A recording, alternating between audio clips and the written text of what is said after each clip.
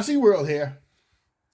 You know, I was just watching some YouTube and I was on the redcat website because there was a clearance on some pots for my MT80, right? So I wanted to order some pots.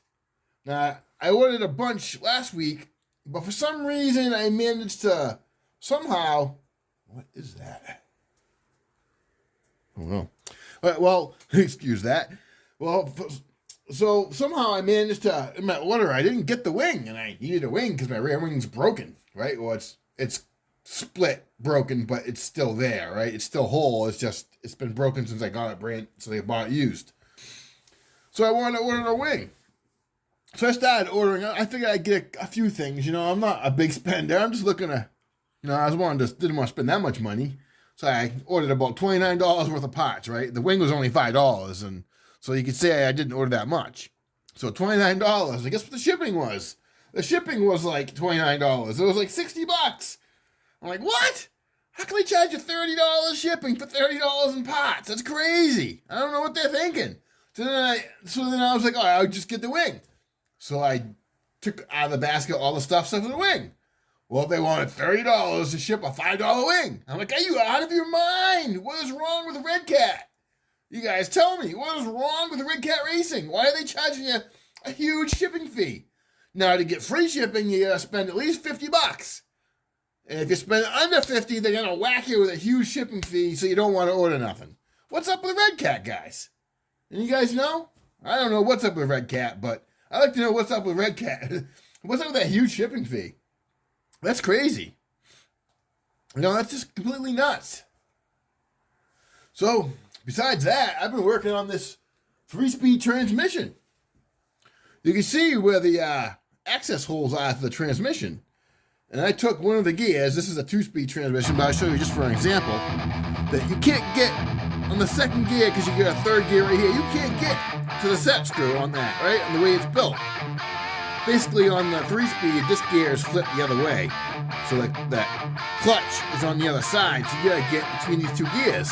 Now, there's space on that, well, there isn't actually. There isn't space to get in there. That's the problem. So I took the second gear off, I grinded a groove, and I'll put a clip on here of a picture of the groove that I grinded into the gear to make room to get a hex in there, right? So you can adjust that screw so you can adjust the second gear. So you can get second gear shift. Because the only other way is to take the friggin' damn thing back out, take it apart, adjust the screw, put it back together, put it back in there. That's a pain in the butt. I don't want to do that. It's crazy. I'm never going to get the shit that way. So I get it. You know, I get it so I can get a hex wrench in there. I made a groove in the gear, as I show you here in the picture. I'll put it on screen. And I made that groove, so now you can get a screwdriver in. But look where the brake is. It's right in front of the access hole for second gear. Second gear is in the middle. See, that's first gear. You can't adjust first gear. Second gear and third gear. So third gear is there. Second gear is in the middle, right where this thing is, where the brake is. I mean, that's ridiculous. Why do they put that there for? That's bugging me. So every time I got to do this, I freaking loosen this. This is a Phillips screw of all things. A Phillips screw. I loosen the Phillips screw and pull the brake rod out so I can get the second gear. It's nuts. That's bugging me. You know, I don't know why they do this stuff like this, but whatever. You know, it's just bugging me. So I think I finally got it so I can adjust second gear without taking it apart. But of course, it's been like rainy and cold and 40 degrees out. So the rain quit long enough today, so I was able to take it out and I tested it. It still wouldn't shift. So I'm going to take it back out. I think it was stuck in first. I got third gear. I got the screw all the way in so the spring's tight so third gear won't engage. So it's that way I can get first and second to work first. Once I get second gear to work, then I'll adjust third gear. I'll get third gear to work. But first I got to get second gear to work. And so I loosened it up quite a bit. It was pretty tight. I mean, you can push on the little, in here there's a little clutch. See if I can show you guys this. Which way does it go? That way. You see that little clutch sticking out right there? You see that? There's spring tension on there. You can kind of feel that. So I'm trying to get the tension close to that because this is a 2-speed transmission and this does shift. So this works. This is my good example for me to follow to make sure everything's right in the 3-speed, right? Get like the direction and everything of the clutch and all that. Because I thought it was backwards at first, but I guess it wasn't. Excuse me. But I still haven't gotten to the shift, but I will. Like I said, the weather's not cooperating. 40 degrees, 40 something degrees is just not, it's just not good, right? It's too cold. I did get it out there. I tested it. The thing's hard to start this year. I don't know. Maybe I got this little filter on the exhaust, on the pressure line going to the tank. Perhaps I got some junk in here. It might be clogged. I think I gotta clean this. There's a screen in there. I gotta clean the screen on this filter. You guys probably can't see it. Yeah, you can. You can see that blue filter right there. That's going to the pressure side from the exhaust. So it's only the junk comes from your exhaust and goes into your tank. So I put a screen on it to catch it so I don't get junk in my tank. That was just my idea. You know, people put fuel filters on the fuel side, but there's a fuel filter built into these tanks, so why do you need a filter there for? I don't think you do. And we talked on RC Life, what is it? Nitro RC Life or RC Nitro Life. I'm dyslexic, I can't get names correct, but I'll put a picture of his channel up so you guys can see what I'm talking about. But he was talking on his channel about loops, and I was telling him how the loop, and someone else on his channel was also telling him on his live stream, was telling him about the loop, and it traps bubbles, and the bubbles, you know, gravity. Look, you can see even, is there, yeah, you see there's actually a bubble in there right now. With the loop, I need to like zip tie that down or something, but with the loop, the bubbles get trapped in the bottom of the loop. That's the theory. I don't have any problems with bubbles, but I guess some people do. And Nitro RC Life was yeah, that's his channel name. He was having trouble with his T-Max, with his Dynamite 19 engine, and he's getting lots of air bubbles and having tuning issues because of it. So we definitely told him to loop his line, and I bet you that'll fix his problem. But so that's what I want to make a video about, was just those few things, you know. Yeah, so Nitro RC Life, he's starting his new channel. He's a new guy, been in the hobby about a year, and he's loving RC. And you know, he's not a rich guy like me. I'm not rich. You know, we're lucky we can save our money and get a couple RCs. You know, I think I'm more blessed than most actually, because like I say, I'm pretty poor, but yet I have plenty of toys. It just manages to work out that way. God's blessed me. No, I just can't thank God enough for that. And I wanted to tell you guys about that. And another thing about this thing is I'm gonna knock down my charges. I use lipos to preheat my engine. This preheater, if you ain't got one, you get nitro engines, you got a big block, you should get one. Small blocks, you really don't need to preheat them from what I've been told. But big blocks, like especially this Big Red, she don't like to start when she's cold. So you preheat the sucker and it starts pretty good, right? But the brake, I replaced the brake pad with a spare brake pad that I had, because I have tons of spare parts I have a spare Savage for parts, right? So I put a spare brake pad on there, and that spare brake pad, it ripped it. It's hanging out at an angle. I don't know if you guys can see that up in there. Probably not. Yeah, you guys can see that now. The brake pad's hanging out right there. She's just like pushing out. I don't know why it keeps ripping the brake pad off. But I think I'm going to go to the GPM disc brake setup that Nitro RC Life did on his Savage. The GPM makes a aluminum rotor and aluminum brake. It seems to work pretty good. He seems to like it. I'm not going to do it right now because I can't afford it right now, but eventually, you know. You make plans, you save your money, and then you get what you need or what you want, right? That's how life works. So I'll save my money, and eventually I'll get it, you know. I will get it before winter. Yeah, so I did take it outside. The grass was wet, so it kind of got dirty.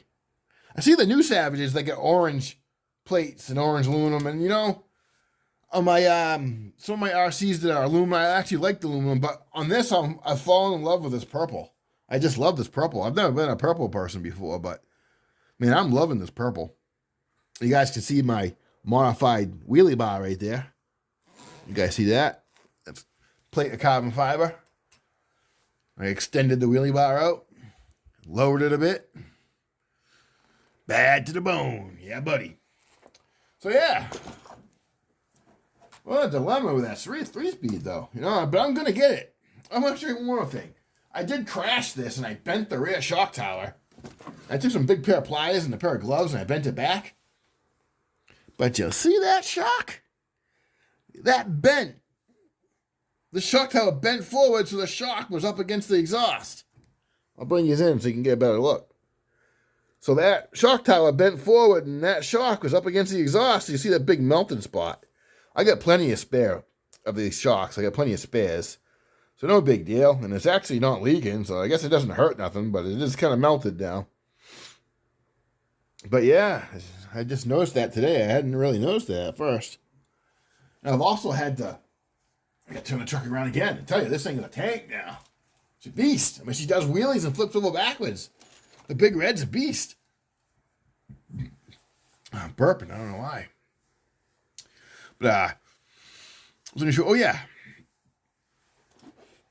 Look at the clearance on the head there. It's actually touching. I don't know if I can show you this. If I get my camera in there. See that?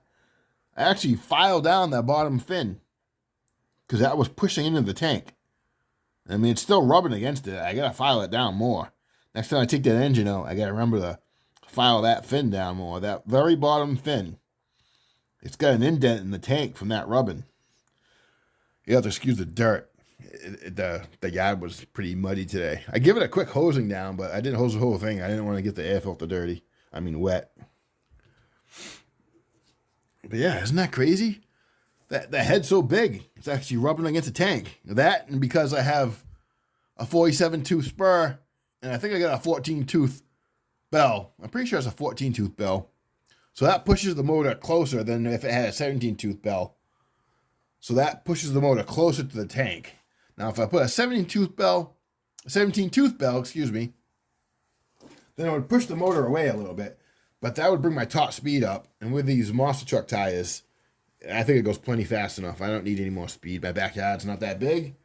And it's not even shifting out first yet. And, you know, once it shifts on the once I get it shifting properly, I'm going to have to bring it down to the park. My backyard's going to be too small for this thing, for the speed it's going to hit. I've noticed that the more you upgrade an RC, the more you got to upgrade the RC. You know, it just never stops. You fix one thing and it causes another thing. So you fix that thing and it causes another thing. I'm like, wow, man. Now, Fastlane Machines, when I ordered these control arms, they came with these weird links. See? And you're supposed to screw your tie rod ends onto them.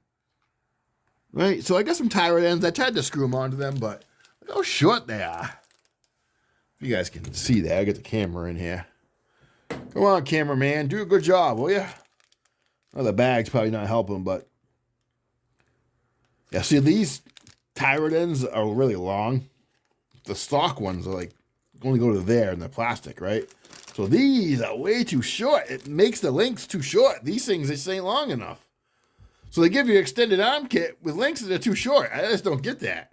I mean, I emailed them to ask them what these things were because I didn't realize what they were at first. And I guess they said they sent me an email and said they were steering links. I'm like, well, they're too short if they're steering links. So I can't use them. So that is what it is. I kind of not really crazy about that orange, but I thought about sanding it off and polishing it. Maybe in the future. I do have a polisher coming with a sander on it. If it ever gets here, it's coming on the slow boat from China. What you gonna do, right? So yeah, that's how I have it hooked up. And you see I got this plug right here. This is to charge the battery. And I have it soldered in. So you don't have to remove the battery to charge it or unplug nothing. You just plug that into the charger and charge it. And that's it. You never got to unplug nothing. That's my receiver with no antenna. I freaking love that because I hate antennas. My cats like to chew on antennas. I got 5 cats, and they love to chew on wires and antennas, especially antennas for some reason. So I actually got pretty good at soldering antennas on receivers so I can fix my good receivers because I got plenty of controllers. So yeah, this is just a little RC chat, and this video is getting long enough. I'm over 15 minutes, so we're going to cut it here. And hopefully you all like this video. And what do you think about redcat in there? $30 shipping charge. That was crazy. That was nuts. You put things on clearance, so you think, oh yeah, I'm gonna get that, right? Oh no, not unless you gotta spend $50. And I just can't spend $50 this week, you know? I get real life bills and stuff. I just can't do it. Yeah, my brakes are a little bit loose. Yeah, so, you know, what's up, redcat? What's up with that, you know? I did take off the middle skid plate, the stainless steel skid plate. This is the front one. What did I do with the other one? Oh, yeah. This is the stainless steel skid plate. I like it. I'm going to put it back on, but I thought I was going to be in here messing with this. I have no servo saver, so if it ruins my steering servo, then it ruins it. But I can get new gears for these 9 iMod 45 kilograms brushless servos. I can get new gears for $7 from Allied Express. Of course, it'll take a half a year to get here, but you can get them real cheap. Just gotta be patient. I got a spare servo came in today. Yeah, it was like $12 or something like that. It was pretty cheap. CS Power 35 kilogram metal servo. Yeah, it says 235 kilograms of torque. It's just, I got it to be a backup servo. And it came with one of these cheap servo arms. I don't like these because you got these 2 screws that you gotta tighten them up. And if those screws come loose, then this servo arm strips. I've stripped a bunch of these. And actually, I have one on here right now, and I don't like it. But it's what I got for now, so it's what I'm using. I'm not made out of money, right? So yeah, that's about it. What do you guys think? Comment down below, like and subscribe. If you want to catch more of my videos, subscribe so you'll catch them and ring that bell. You know, this is automated. This should be automatic for anyone who watches YouTube these days. You know you gotta subscribe and ring the bell. So I'll leave it at that. And you all stay confident but humble. And I'll say God bless yous. God bless. Peace out.